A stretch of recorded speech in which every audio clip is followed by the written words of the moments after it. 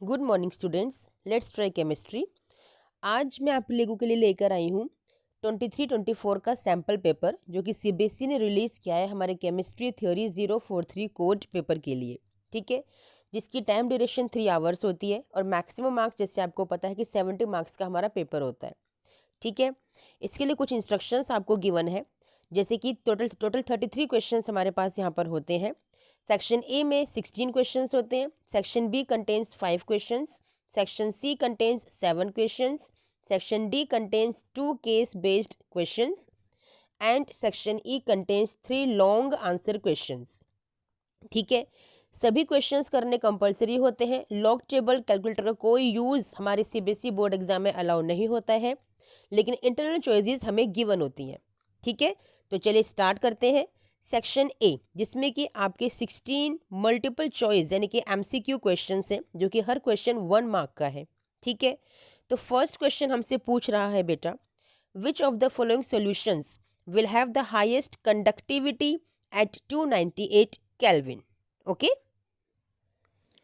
तो बच्चे इसका आंसर है B, that is 0.1 molar HCl solution. ऐसा क्यों? क्योंकि कंडक्टिविटी स्ट्रॉन्ग इलेक्ट्रोलाइट्स के लिए हायर होती है। पहली बात आपको दिख रहे हैं यहाँ पे HCl जो है आपका वो स्ट्रॉन्ग इलेक्ट्रोलाइट है, और आपका ये acetic acid ethanoic acid is weak acid. ठीक है, तो आपका ए और बी में से कोई एक ऑप्शन करेक्ट होगा। ठीक है, इसके बाद आपका जो नेक्स्ट पॉइंट यहाँ पे पता होना चाहिए वो ये पता होना चाहिए बेटा कि जो कंडक्टिविटी है वो डाइल्यूशन के साथ डिक्रीज करती है। ठीक है, डाइल्यूशन के साथ डिक्रीज करती है, यानी कि जितना ज़्यादा डाइल्यूट आपका सोल्यूशन होगा कंडक्टिविटी उतनी ही कम होगी। तो अब देखो ये 0.01 मोलर का सोल्यूशन है और ये आपका 0.1 मोलर का सोल्यूशन, तो आपको दिख रहा है कि ये ज़्यादा डाइल्यूट है ना। आपसे पूछा हाईएस्ट कंडक्टिविटी किसके लिए होगी, तो वो होगी जो ज़्यादा कॉन्सेंट्रेट होगा, तो इसलिए B option is the correct. समझ में आया कैसे आंसर करते हैं बच्चा? चलिए question number 2, A plus B in the presence of dilute NaOH gives you this. आपको साफ साफ दिख रहा है ये आपकी एल्डोल रिएक्शन है। ठीक है, तो आपको पहचानना है कि आपका ए और बी क्या है यहाँ पर। तो बच्चा जो आपका आंसर होगा ए और बी वो होगा आपका सी ऑप्शन। ठीक है ना, C option is the correct. क्यों, ऐसा क्यों होगा? क्योंकि आपको पता है कि यहाँ पर आपको दिख रहा है ये पूरा का पूरा आपका बेंजल्डिहाइड है। ठीक है, और ये आपका यहाँ पर एसिटोफिनोन है। समझ में आया? तो एसिटोफिनोन और बेंजल्डिहाइड की हेल्प से डाइल्यूट NaOH की प्रेजेंस में आप एल्डोल रिएक्शन करवा सकते हैं।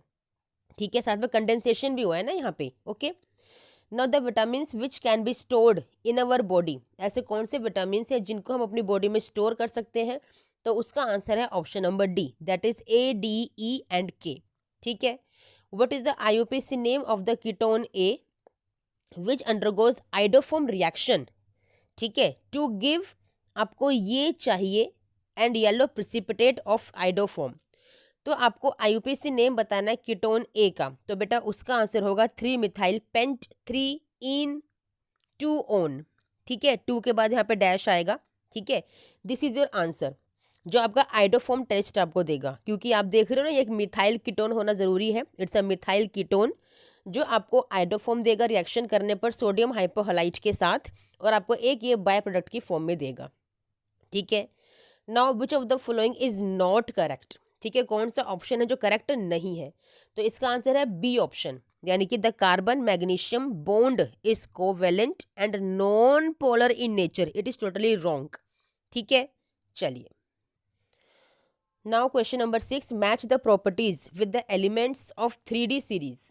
ठीक है, तो बच्चा इसके लिए देखिए हमारे ए ऑप्शन करेक्ट होगा, यानी कि जो लोएस्ट एंथैल्पी ऑफ एटोमाइजेशन है वो होती है जिंक की, ऑब्वियसली, क्योंकि इसके पास पेयर्ड इलेक्ट्रॉन्स होते हैं। It is not having any single unpaired electron.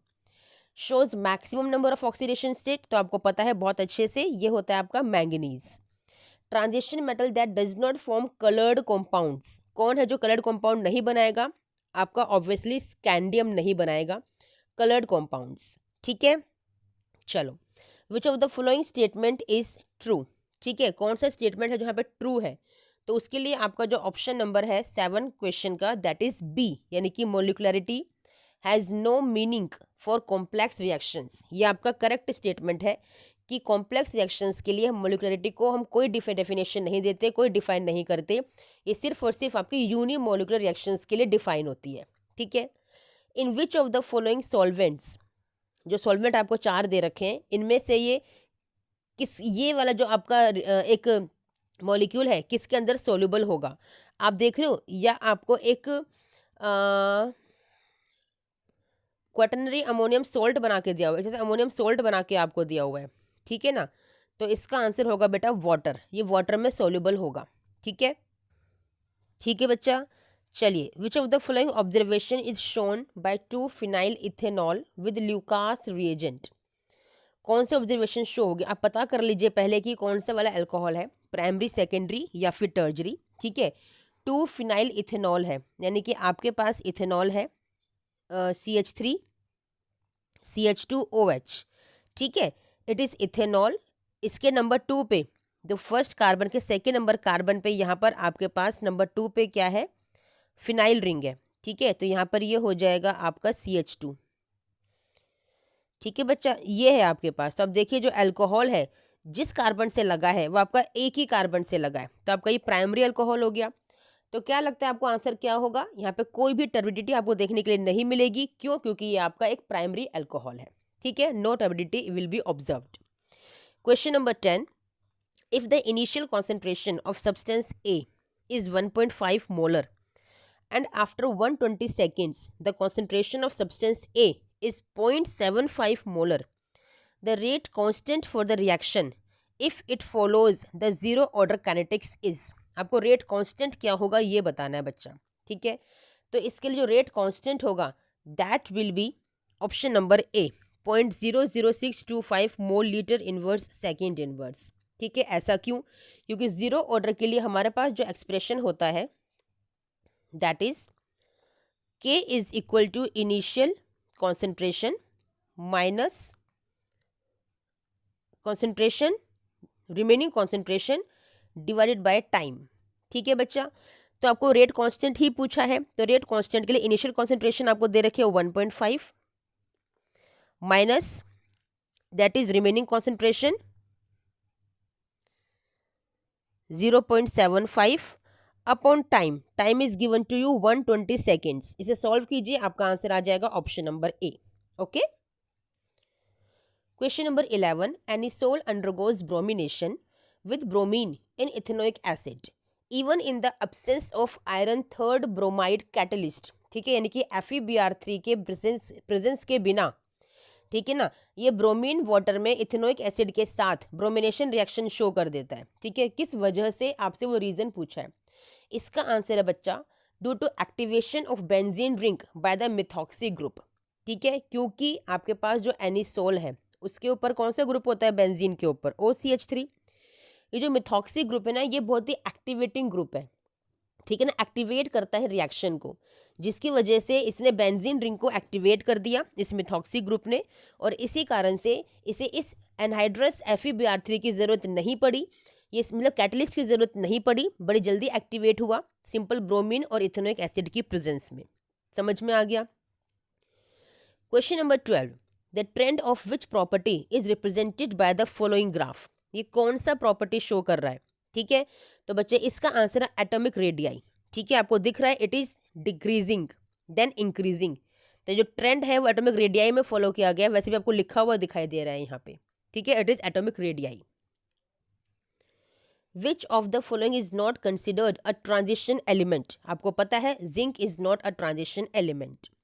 Now assertion and reasons, alcohols react both as nucleophiles and electrophiles. बेटा ये तो बिल्कुल सही ऑप्शन है कि जो अल्कोहल्स होते हैं, क्योंकि ROH आपको बताया गया है। ठीक है, जब यहाँ पे OH का बॉन्ड ब्रेक होता है तो ये न्यूक्लियोफाइल की तरह एक्ट करता है, जब RO का बॉन्ड ब्रेक होता है तो ये एक इलेक्ट्रोफाइल की तरह एक्ट करता है। ठीक है, the bond between CO is broken when alcohols react as nucleophiles. तो बच्चा ये आपका फॉल्स स्टेटमेंट है। अभी मैंने बताया कि जब RO का बॉन्ड ब्रेक होगा बीच में से तो वो एक इलेक्ट्रोफाइल की तरह एक्ट करेगा, ना कि न्यूक्लियोफाइल की तरह। तो एसरेशन तो ट्रू है बट रीजन इज फॉल्स, इसका मतलब C option is the correct. Okay, now next question,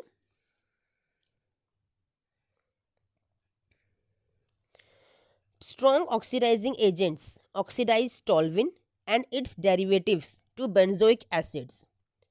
तो बच्चा ये आपका करेक्ट स्टेटमेंट है कि जो स्ट्रॉन्ग ऑक्सीडाइजिंग एजेंट्स होते हैं, ठीक है, वो टॉल्विन को ऑक्सीडाइज कर देते हैं।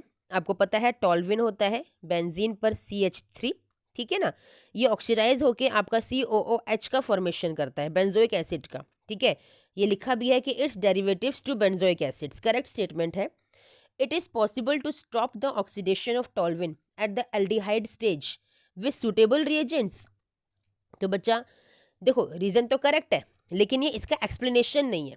It is not the explanation of the assertion. तो इसका B option is the correct, कि हमारे लिए पॉसिबल है कि हम टॉल्विन का ऑक्सीडेशन एल्डिहाइड स्टेज तक स्टॉप कर दें, ठीक है, विद सुटेबल रिएजेंट्स। ये पॉसिबिलिटी है, ठीक है, लेकिन उसका प्रॉपर रीज़न नहीं है ये, ठीक है, एक्सप्लेनेशन नहीं है।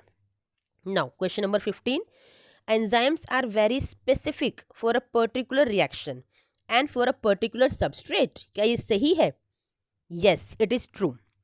एंजाइम्स आर बायोकैटलिस्ट्स, ये भी ट्रू है, लेकिन ये इसका करेक्ट एक्सप्लेनेशन नहीं है बेटा। It means the B option is the correct, ठीक है। During electrolysis of aqueous copper sulphate solution using copper electrodes hydrogen gas is liberated at the cathode. False है बेटा, वहाँ पे कोई हाइड्रोजन गैस लिबरेट नहीं होती है। The electrode potential of copper +2 to copper is greater than that of H+H2। It is true, ठीक है, क्योंकि जो इलेक्ट्रोड पोटेंशियल होता है वो इसका ज़्यादा होता है, जबकि इसका कम होता है। तो इसका आंसर हो जाएगा आपका डी ऑप्शन, ठीक है। Now section B, a radioactive decay follows first order kinetics. Obviously always it follows. The initial amount of two radioactive elements X and Y is 1 gram each, ठीक है, initially वो दोनों 1 ग्राम के हैं। What will be the ratio of X and Y after 2 days if their half lives are 12 hours and 16 hours respectively? ठीक है, दोनों की हाफ लाइव्स आपको दे रखी हैं। आपसे पूछा है कि उनका रेशियो क्या होगा, ठीक है, X एंड Y का आफ्टर 2 डेज। चलिए करते हैं। फर्स्ट ऑर्डर रिएक्शन के लिए आपको पता है जो हाफ लाइफ दे रखी है आपकी X की, जो X की हाफ लाइफ है दैट इज 12 आवर्स, ठीक है। 2 डेज के बाद यानी कि 48 आवर्स के बाद का क्या मतलब है कि उसकी 4 हाफ लाइफ्स हो गई। समझ में आया भाई? 12 आवर्स के लिए 1 हाफ लाइफ है, तो 48 आवर्स यानी कि 2 डेज के बाद, यानी कि आफ्टर 48 आवर्स, यानी कि 12 4 ज़ा 48। समझ में आया? तो इट मीन्स इसको हम 4 टाइम्स मल्टीप्लाई करोगे तो कितनी हाफ लाइफ्स हो गई आपकी? 4 हाफ लाइफ्स हो गई, ठीक है। तो एक्स का कितना अमाउंट बचेगा? एक्स का अमाउंट बचेगा बेटा 1/16 ऑफ द इनिशियल वैल्यू, ठीक है। कितना अमाउंट बचेगा? 1/16 ऑफ द इनिशियल वैल्यू। समझ में आया? तो इसीलिए आपका जो यहाँ पे फिलहाल के लिए ये वाला आंसर आ गया, ठीक है।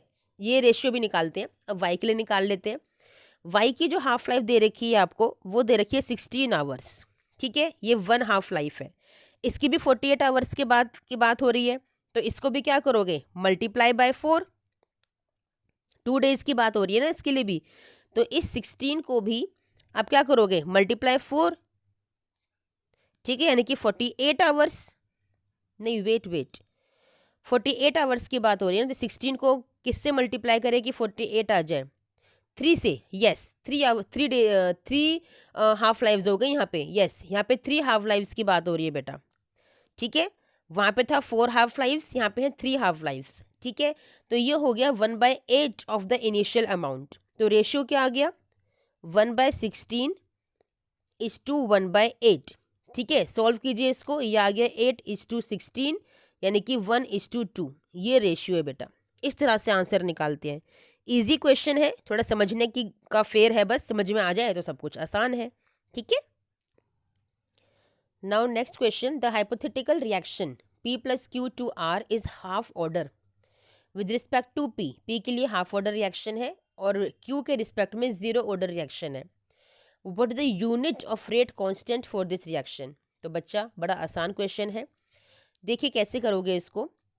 P के लिए आपको दे रखी है हाफ ऑर्डर रिएक्शन, ठीक है ना, और Q के रिस्पेक्ट में आपको दे रखी है 0 ऑर्डर रिएक्शन। तो जिसकी पावर 0 होती है उसका मतलब 1 ही होता है, तो यानी कि सिर्फ और सिर्फ P के रिस्पेक्ट में आप निकालोगे जो कि हाफ ऑर्डर रिएक्शन है, ठीक है। तो जो उसकी यूनिट आएगी that will be mole half litre inverse, second inverse, ठीक है, लीटर का भी इनवर्स हाफ, ठीक है, और सेकंड इनवर्स, ये आपकी यूनिट आएगी, ठीक है। चलिए नेक्स्ट है आपका question number 18। A 5% solution of Na2SO4.10H2O is isotonic with 2% solution of non-electrolytic non-volatile substance X. Find the molecular weight of X. तो सिंपल है formula, pi 1 is equal to pi 2 का फॉर्मूला लगाइए, यानी कि IC1RT is equal to IC2RT। ठीक है बच्चा, ये फॉर्मूला लगाओ सिंपल आप, ठीक है। इसके बाद क्या करोगे, अब वैल्यूज को जब पुट करोगे तो मोलिकुलर मास जो निकल कर आएगा, देखो आई तो कैंसिल हो गए, आर टी भी कैंसिल हो गए, क्या बचा C1 is equal to C2। Simple formula है, कॉन्सेंट्रेशन का, मोलरिटी का फॉर्मूला लगाइए, ठीक है। तो आपका जो आंसर आएगा दैट विल बी 42.9 ग्राम, ठीक है बच्चा। चलो question number 19। Arrange the isomeric dichlorobenzene in the increasing order of their boiling point and melting point. आपको डाइक्लोरोबेंजीन के आइसोमर्स बनाने हैं, ठीक है। तो सबसे पहले आपको पता है कि मेटा वाला सबसे लीस्ट होता है बॉइलिंग पॉइंट, उसके बाद ऑर्थो का ज़्यादा होगा और सबसे ज़्यादा होगा पैरा का, क्यों, सिमेट्री की वजह से और इंटरमोलिकुलर हाइड्रोजन बॉन्डिंग की वजह से, ठीक है। चलिए नेक्स्ट क्वेश्चन है आपका B part. Explain why the electrophilic substitution reactions in haloarenes occur slowly and require more drastic conditions as compare to those in benzene.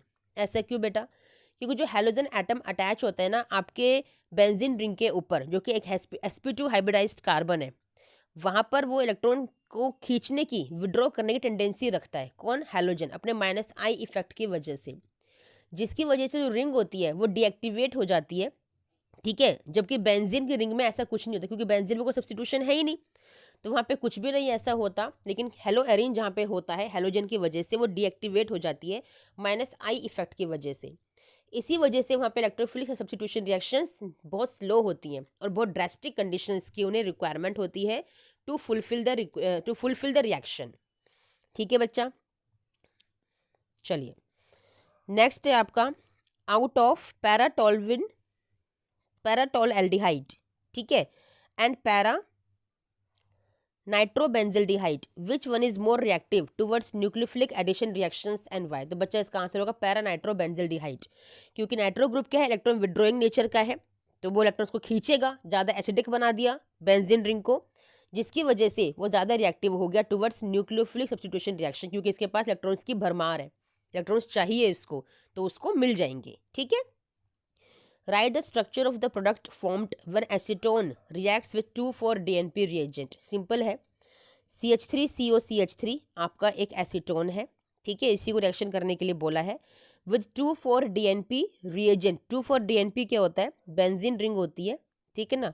Number 2 पे नाइट्रो, नंबर 4 पे नाइट्रो, ठीक है, और यहाँ पे क्या होता है आपका, नंबर 1 पे होता है NH2, इसे बोलते हैं 2,4-डाइनाइट्रोफिनाइल हाइड्राजीन, है ना, 2,4-डाइनाइट्रोफिनाइल और हाइड्राजीन, ठीक है। इसकी रिएक्शन आपको करानी है, आपको बहुत अच्छे से पता है, वाटर का रिमूवल करना है, CO से O जाएगा, यहाँ से H2 जाएगा, बाकी सारा मॉलिक्यूल आपस में अटैच कर दीजिए, आपका स्ट्रक्चर आपको मिल जाएगा, ठीक है।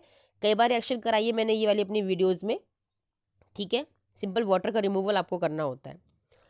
नेक्स्ट है convert the following benzene to meta nitrobenzaldehyde. Simple है, बेंजीन में गैटरमैन कोच रिएक्शन लगाइए, आप डाल दीजिए CO + HCl in presence of anhydrous AlCl3, ठीक है, क्या बनेगा, बेंजिल्डिहाइड बनता है, ठीक है। इसके बाद इसका नाइट्रेशन करना है, क्योंकि आपको नाइट्रो लगाना है मेटा पे, ऑब्वियसली कार्बोनिल ग्रुप है आपका, क्या होगा, इलेक्ट्रॉन विड्रॉइंग नेचर की वजह से, जो कि कार्बोनिल का होता है, दे आर मेटा डायरेक्टिंग, जिस वजह से मेटा पे आपका नाइट्रो लग जाएगा, ठीक है। यहाँ पे CHO और मेटा पे आपका नाइट्रो, समझ में आ गया, ठीक है।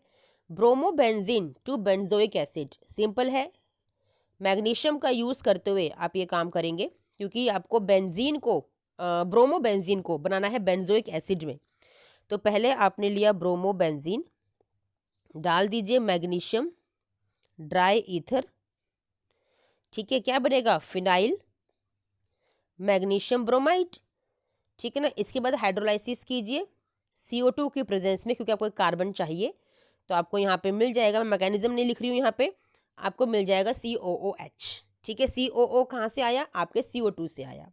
ठीक है, चलिए question number 21, DNA fingerprinting is used to determine paternity of an individual. Yes. Which property of DNA helps in the procedure? ये होती है रेप्लिकेशन। रेप्लिकेशन प्रॉपर्टी हेल्प करती है। ठीक है, क्योंकि जो भी DNA होते हैं किसी पर्सन के, वो एक सीक्वेंस जो बेसिस का होता है वो यूनिक होता है हर पर्सन का, जिसको हम यूज करते हैं पैटर्निटी के डिटर्मिनेशन के लिए। ठीक है, next, what structural change will occur when a native protein is subjected to change in pH? बच्चा वहाँ पे डिनेचुरेशन हो जाएगा सेकेंडरी एंड टर्जरी स्ट्रक्चर्स का। ठीक है, जिसकी वजह से वो प्राइमरी स्ट्रक्चर में कन्वर्ट हो जाएगा। ठीक है, चलिए now section C, write the formula for the following coordination compound. आपको फॉर्मूला लिखना है, सिंपल है फॉर्मूला, बिस इथेन 1,2-डायअमीन। बिस इथेन यानी कि इन2, ठीक है, 1,2-डायअमीन इसी को बोलते हैं। डायहाइड्रोक्सीडो यानी कि आपके पास आएंगे OH whole twice, dihydroxido. Chromium third यानी कि क्रोमियम यहाँ पर आएगा, कॉम्प्लेक्स को क्लोज कर दीजिए। फिर है क्लोराइड, जब ऑक्सीडेशन स्टेट के बाद लिखा होता है क्लोराइड, तो इट मीन्स वो कोऑर्डिनेशन स्फीयर के बाहर है। समझ में आ गया। चलिए, does ionization isomer for the following compound exist? क्या इसके आयोनाइजेशन आइसोमर पॉसिबल है? नो। क्यों पॉसिबल नहीं है, जस्टिफाई भी करना है आंसर को, क्योंकि आयोनाइजेशन आइसोमर्स वही होते हैं जहाँ पे एक्सचेंज होता है लिगेंड का, ठीक है, काउंटर आयन के साथ। ओके, सेंट्रल एटम के साथ नहीं, और यहाँ पे सेंट्रल एटम आपका बाहर है, that's why this is not possible. ठीक है, is the central metal atom in coordination complex is a Lewis acid और a Lewis base? Explain. Actually it's a Lewis acid, क्योंकि वो इलेक्ट्रॉन का एक्सेप्टर होता है। समझ में आया। Can we construct an electrochemical cell with 2 half cells composed of zinc sulfate solution and zinc electrodes? Explain. Yes, we can construct. ठीक है, क्योंकि जिंक सल्फेट की जो कंसेंट्रेशन है वो दोनों हाफ सेल्स में डिफरेंट ले लीजिए, तो आप इस तरह का सेल कंस्ट्रक्ट कर सकते हो। ठीक है, लेकिन कॉन्सेंट्रेशन डिफरेंट होनी चाहिए जिंक सल्फेट की दोनों सेल्स में। ठीक है, दोनों हाफ सेल्स में। Now calculate the limiting molar conductivity for chloride ion from the data given below. Simple है, कोलरोच लॉ आपको लगाना है। Limiting molar conductivity of MgCl2 is equal to limiting molar conductivity of magnesium plus 2 limiting molar conductivity of chloride। ठीक है ना, values आपको दे रखी हैं, सारी वैल्यूज को पुट कर दीजिए, आपका आंसर आएगा 76.3 siemens centimetre square mole inverse. Okay, now the cell constant for of a conductivity cell is given. ठीक है, सेल कांस्टेंट आपको गिवन है, G* आपको दे रखा है। What is the conductivity of 0.01 molar, concentration आपको दे दी, of an electrolyte at 298 Kelvin. If the resistance of the cell is 1000 ohm, resistance भी given है, तो बच्चा आपको पता है formula for kappa, that is cell constant G* upon में resistance. Cell constant is given to you 0.146, resistance is given to you 1000 ohm. Solve कीजिए, answer आएगा 1.46 इंटू 10⁻⁻⁴ साइमन सेंटीमीटर इनवर्स। ठीक है, इतना इजी क्वेश्चन था। Now question number 24, right the name of the reaction structure and IUPAC name of the product formed. ठीक है, when phenol reacts with chloroform in the presence of NaOH followed by hydrolysis. Simple है, आपका यहाँ पे Rymer-timer reaction है, आपका benzaldehyde का formation होगा। IUPAC नेम है two hydroxy benzaldehyde. Now this reacts with C2H5Br। Simple है, विलियमसन सिंथेसिस रिएक्शन आपको दिख रही है, एल्कोक्साइड है यहाँ पर। ठीक है, आपका सोडियम एल्कोक्साइड है, प्राइमरी हैलाइड है आपका, रिएक्शन करवाइए, बड़े आराम से आपको मिल जाएगा आपका प्रोडक्ट। ठीक है, नाउ साइनाइड है, ठीक है, ethyl cyanide reacts with stannous chloride in the presence of hydrochloric acid followed by hydrolysis. Simple है, स्टीफन रिएक्शन लगा रहे हो, प्रोपेनॉल का फॉर्मेशन होगा क्योंकि एल्डिहाइड बनता है। ठीक है, You are given 4 organic compounds A, B, C, and D. The compounds A, B, C forms an orange-red precipitate with 2,4-DNP reagent. ठीक है, and compound A, B reduced tolerance reagent. Obviously वो aldehyde है. While compound C do not. Both B, C give a yellow precipitate means iodoform reaction वो देते हैं. ठीक है ना. Compound D gives brisk effervescence with sodium bicarbonate solution means वो एक carboxylic acid होगा. Identify A, B, C and D. Given the number of carbon atoms in 3 of these carbon compounds is 3 while 1 has 2 carbon atoms. बेटा सब कुछ तो question में दे दिया है आपको. ठीक है. अब देखो ए बी सी के पास कार्बोनिल ग्रुप है क्योंकि वो पॉजिटिव टेस्ट दे रहे हैं 2,4-DNP का. ऑब्वियसली वो कार्बोनिल कंपाउंड है या तो एल्डिहाइड या कीटोन. अब ए और बी आपको पता है एल्डिहाइड है क्योंकि वो टॉलरेंस रिएजेंट को रिड्यूस कर रहा है. सी एक कीटोन है क्योंकि वो कार्बोनिल ग्रुप है उसके पास जो कि पॉजिटिव टॉलरेंस टेस्ट नहीं दे रहा है. ठीक है. सी एक मिथाइल कीटोन है क्योंकि वो पॉजिटिव आइडोफॉर्म टेस्ट दे रहा है. बी एक एल्डिहाइड है क्योंकि वो पॉजिटिव आइडोफॉर्म टेस्ट दे रहा है. डी एक कार्बोक्सिलिक एसिड है. अब नंबर ऑफ कार्बन आपको दे रखे हैं ए बी सी डी में कि 3 के पास तो 3 है. ठीक है. ए बी सी डी के पास जो है नंबर ऑफ कार्बन एटम्स जो है वो 3 है और बी के पास जो है वो 2 है. CH3CHO हो गया आपका बी. ठीक है. यानी कि जो बी है वो हो गया आपका CH3CHO. ठीक है बच्चा. ओके. ये एक ऐसा एल्डिहाइड है जो पॉजिटिव आइडोफॉर्म टेस्ट देगा. और जो ए सी और डी है वो क्या होंगे जिनमें 3-3 कार्बन है. बी के पास 2 कार्बन है इन्होंने बोला. ठीक है. किसी एक के पास 2 कार्बन है तो बी है वो जिसके पास 2 कार्बन होंगे.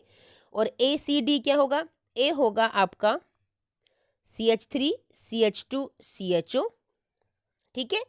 सी होगा आपका CH3 CO CH3 और डी होगा CH3 CH2 COOH. इतने इजी क्वेश्चंस आते हैं बेटा लेकिन इतना बड़ा लिखा हुआ देखकर बस आप घबरा जाते हो और घबराने वाली कोई बात ही नहीं होती है. Now question number 26. When sucrose is hydrolyzed, the optical rotation values are measured using a polarimeter and are given in the following table. Account for the 2 specific rotation values. जो sucrose है that is dextrorotatory बेटा. On hydrolysis, it gives glucose that is dextrorotatory and fructose देता है which is liver rotatory. तो जो specific rotation है fructose की that is higher than glucose. Understood? Sucrose is dextrorotatory. ठीक है. But after hydrolysis gives dextrorotatory glucose and liver rotatory fructose. ठीक है.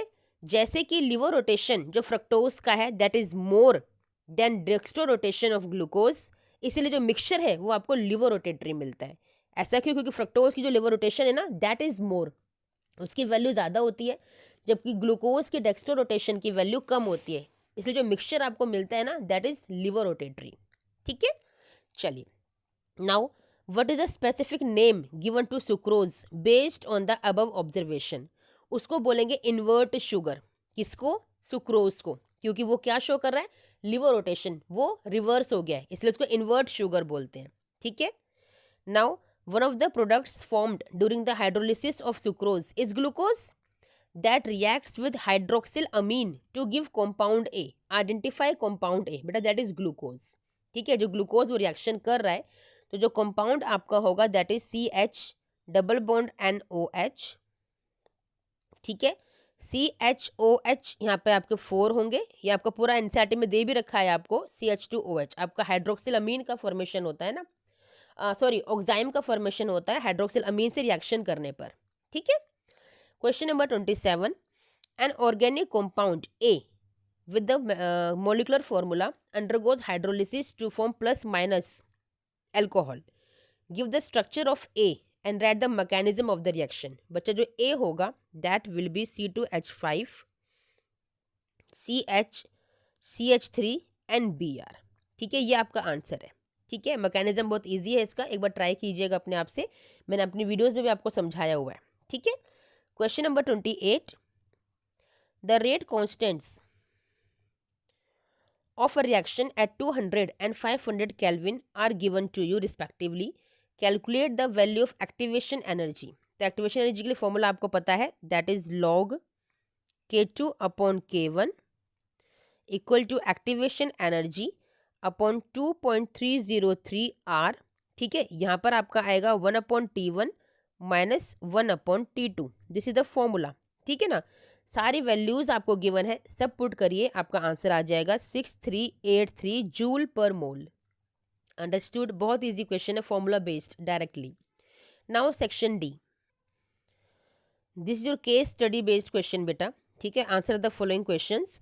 Out of the ligands A, B, C and D, which ligand causes maximum crystal field splitting and why? ये सारी values आपको दे रखी हैं।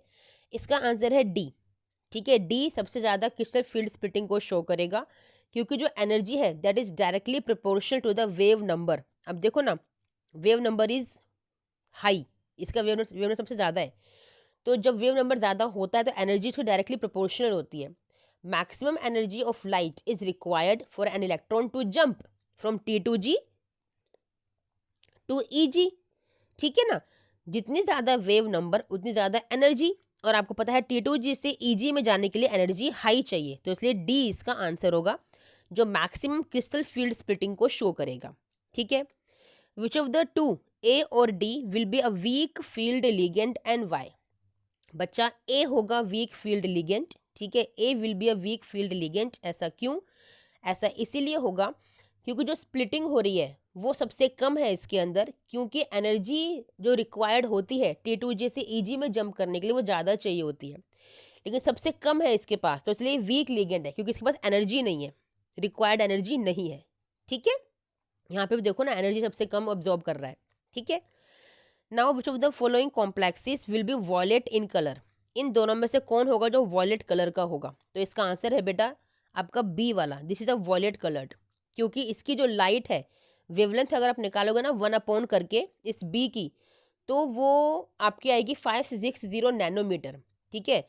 और जबकि आपकी दूसरे वाली की जो आएगी दैट विल बी 733, ठीक है ना, ए वाले के लिए, ठीक है। तो जिसकी सबसे कम आपका वेवलेंथ आई है लाइट की एब्जॉर्ब करने के बाद, तो उसकी होगी आपका वॉयलेट कलर, ठीक है। चलो next, if the ligands attached to chromium plus 3 ion in the complexes given in the table above are water, cyanide ion, chloride ion and ammonium not in this order, identify the ligand, write the formula and IUPAC name of the following। ठीक है, क्या question कह रहा है बच्चा? आपसे पूछा है कि इफ़ अगर लिगेंड आपका क्रोमियम प्लस 3 आयन से अटैच कर दिया जाए, ठीक है, तो आपको लिगेंड फाइंड करना है। तो बच्चा लिगेंड क्या लगेगा इसमें? आपका क्लोरीन लग जाएगा, तो ये हो जाएगा CrCl6-3, ठीक है, समझ में आया। और यहाँ पर होगा आपका अमोनिया, यानी कि क्रोमियम NH3 6+3, ठीक है। इसका नाम क्या होगा? दैट इज हेक्साक्लोरिडोक्रोमेट थर्ड आयन, ठीक है। और इसका क्या नाम होगा? Hexa amine chromium third ion, ठीक है। तो ए क्या हो गया? ए हो गया आपका क्लोराइड, बी हो गया वाटर, सी हो गया अमोनिया और डी क्या हो गया? साइनाइड, ठीक है। इसी ऑर्डर में आपको अरेंज करने के लिए बोला है, ठीक है। आपको दे रखे हैं सारे, वाटर, साइनाइड, क्लोराइड, अमोनिया, समझ में आया। चलिए next case study question. How many coulombs have been transferred from anode to cathode in order to consume 1 mole of sulfuric acid during the discharging of lead storage cell? बच्चा 2 moles यानी कि 2 Faraday आपके यहाँ पे transfer होते हैं, ठीक है। How much work can be extracted from by using lead storage cell if each cell delivers about 2 volt of voltage? कितना वर्क होगा? तो वर्क के लिए आपके पास फॉर्मूला होता है -NFE नॉट, ठीक है। नंबर ऑफ मोल्स आपके 2 हैं, फैराडे कांस्टेंट 96500, ई नोट की वैल्यू आपको दे रखी है 2 वोल्टेज, ठीक है ना। इलेक्ट्रोपोटेंशियल आपको दे रखा है, तो इसे वैल्यूज को पुट कीजिए, आपका आंसर आएगा 386,000 जूल, ठीक है। चलिए, do you agree with the statement hydrogen is a green fuel? Yes, give your comments for and against this statement, justify your views. ये आपके अपने खुद के व्यूज होते हैं बेटा, ठीक है। इसको आप लोग अपने आप से लिखने की कोशिश कीजिएगा। चलिए, imagine you are a member of an agency funding scientific research. Which of the following projects will you fund and why? Safe recycling of lead batteries को करोगे या एक्सट्रैक्शन ऑफ हाइड्रोजन को करोगे? बेटा है तो ये भी आपका अपना खुद का क्वेश्चन, आपके खुद के व्यूज़ होते हैं, ठीक है। तो इसको भी आप करने की कोशिश कीजिएगा अपने आप से, क्योंकि आपके अपने व्यूज़ हैं कि आप किसको प्रिफर करोगे, किसके लिए फंडिंग आप दोगे। तो ये एक तरह से आपका वैल्यू बेस्ड क्वेश्चन आपसे पूछे गए हैं। Now section E, which of the following ions will have the magnetic moment value of 1.73 bore magnetron? सबकी ऑक्सीडेशन नंबर आपको दे रखी है, अनपेड इलेक्ट्रॉन्स निकालिए कॉन्फ़िगरेशन को लिखने के बाद, ठीक है। फिर मैग्नेटिक मोमेंट का वैल्यू जो फॉर्मूला है square root of n n+2 में नंबर ऑफ अनपेड इलेक्ट्रॉन्स को पुट कीजिए, आपका आंसर जिससे मैच कर जाए वो देगा, ठीक है। वैसे बता दूं मैं, इसका आंसर है आपका टाइटेनियम +3 एंड कॉपर +2, ये दोनों आपके ही देंगे, ठीक है। In order to protect iron from corrosion, which one will you prefer as sacrificial electrode, nickel और जिंक? कौन सा लोगे? जिंक लोगे। क्यों लोगे? क्योंकि it has more negative electrode potential, इसलिए ये खुद कोरोड हो जाएगा, आयरन को कोरोड नहीं करेगा, ठीक है। आपको वैल्यूज भी दे रखी हैं यहाँ पर, ठीक है, क्योंकि इसकी सबसे ज़्यादा नेगेटिव इलेक्ट्रोड पोटेंशियल वैल्यू है, इसीलिए ये खुद कोरोजन कर लेगा अपना और आयरन को बचा देगा।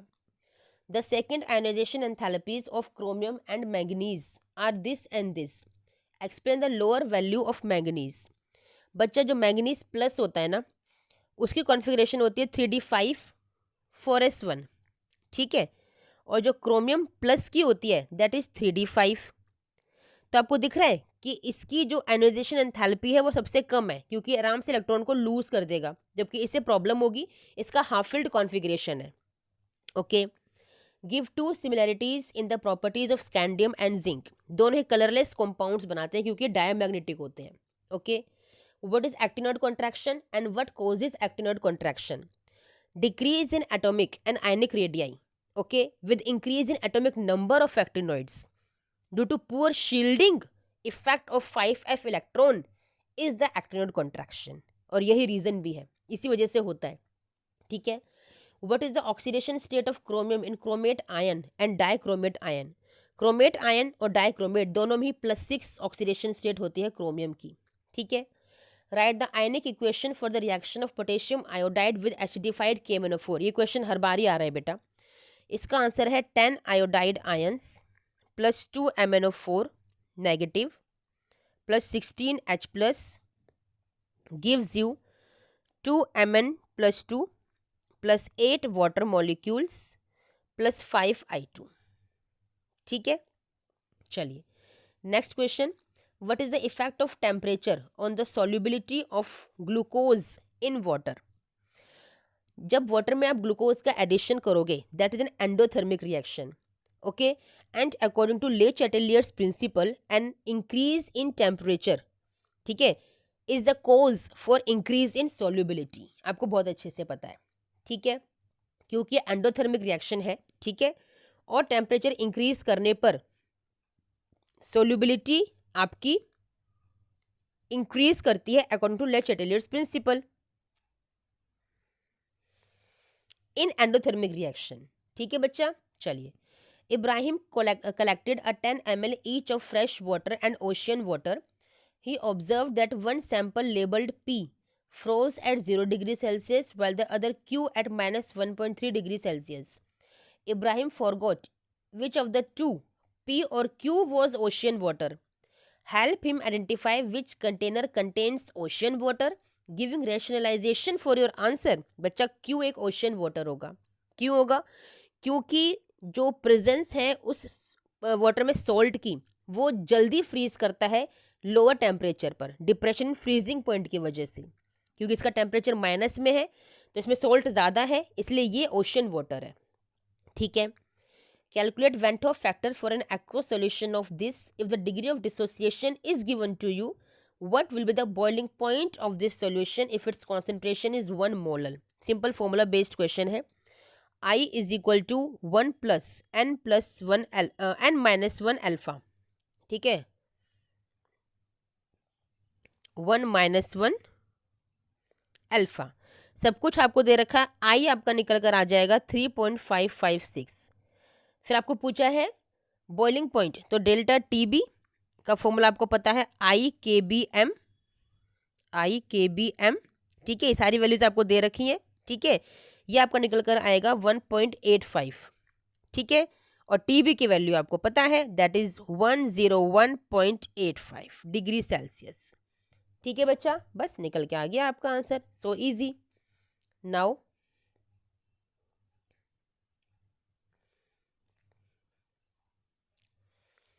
what type of deviation from Raoult's law is expected when phenol and aniline are mixed? बच्चा नेगेटिव डेविएशन होगी, ठीक है। What change in the net volume of mixture is expected? क्या चेंज होगा? आपका delta volume of mixing will be less than 0, ठीक है, due to stronger intermolecular interactions. Graphically represent करना है, सिंपल ग्राफ है आपका, ये ऐसे बनता है, ठीक है, और आपका ये ऐसे लोअर हो जाएगा नेगेटिव डेविएशन की वजह से। The vapor pressure of pure water at a certain temperature is given if 1 mole of a non-volatile non-electrolyte solution is dissolved in 100 gram water. Calculate the resulting vapor pressure of the solution. Simple formula लगा लीजिए relative lowering in vapour pressure का, ठीक है। x2 is equal to P not minus P upon P not, ठीक है। Values को put करिए यहाँ पर, आपका आंसर निकल कर आएगा जो P आपको चाहिए, that is 23.37 mmHg, okay. Now an organic compound with molecular formula exist in 3 isomeric forms. The isomer A has the highest melting point of the 3, तो ऑब्वियसली वो पैरा आइसोमर है, ठीक है। A on reduction gives compound B with molecular formula. B on treatment with NaNO2 and HCl at 0 to 5 degrees Celsius to form compound C. On treating C with H3PO2, it gets converted to D with formula, which on further reaction with chromyl chloride followed by hydrolysis forms E. ठीक है, तो ये तो आपकी Etard Stephen reaction हो गई, यहाँ पे इटार्ड रिएक्शन हो गई, ठीक है। Write the structure of the compounds A2E। बच्चा जो A होगा that is para methyl nitrobenzene, जो B होगा that is para methyl benzene, para methyl benzene amine. Compound C is para methyl benzene diazonium chloride. Compound D is toluene. Compound E is benzaldehyde, ठीक है, समझ में आया। Reactions क्या क्या होंगी देख लीजिए। सबसे पहले आपका टॉल्विन है यहाँ पर, CH3, यहाँ पे नाइट्रो है, ठीक है। रिएक्शन की इसने स्टैनस और हाइड्रोक्लोरिक एसिड के साथ, आपको इसने दिया CH3, यहाँ पे NH2, रिडक्शन हो गया। रिएक्शन की इसने NaNO2 और HCl के साथ, ये आपको देगा यहाँ पर diazonium salt N2 positive, Cl negative. Reaction करेगा H3PO2 के साथ, आपको देगा रिडक्शन करेगा सिंपल टॉल्विन आपको यहाँ पर देगा, ठीक है। रिएक्शन करेगा क्रोमाइल क्लोराइड के साथ हाइड्रोलिसिस के बाद, तो आपको ये देगा बेंजल्डिहाइड, ठीक है। This is the overall reaction, okay. चलिए नेक्स्ट है अकाउंट फॉर द फॉलोइंग।